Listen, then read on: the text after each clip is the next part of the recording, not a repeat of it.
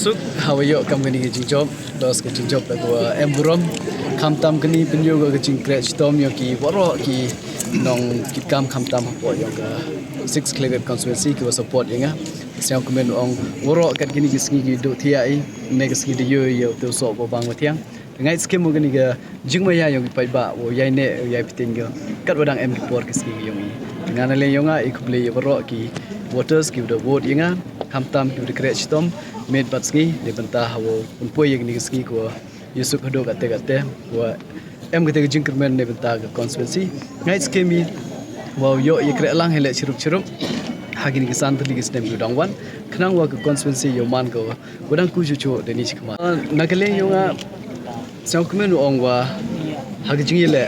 wa yo ya contest lang wa kibi wan ki candidate hagijing yele woro I em jar kate ga jing thmu ga jing perchang ke hope ke yong I but in the end kini to ke bantah hi wa upai ba de eu galat yenga dan nakalin yonga nga assure ko kre chitom kat ki bayi wala de banta ke bah kemiat ke constituency but you could aware ya kini ki candidate ki baya le percha hakni ga election so bha ya penyup kedaw ki luti ki bah ni bah ha jing lai luti ki yong ki le em ki jing bah ki jing tmu yong ki ngai skemo de ki jing em lang hi waki we ilang woro ki we kre kamtam nadu ki voters but ki non voters ki bom em vote yenga ai skemo wa ka bah ka miat wan ga ho yang ki constituency ki yong I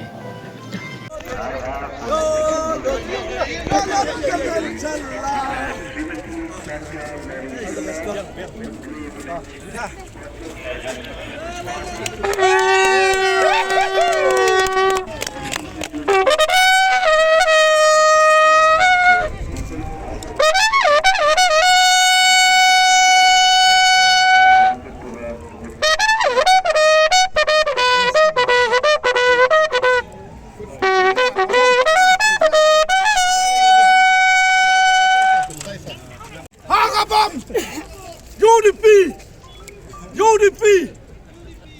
Oh, chip ne su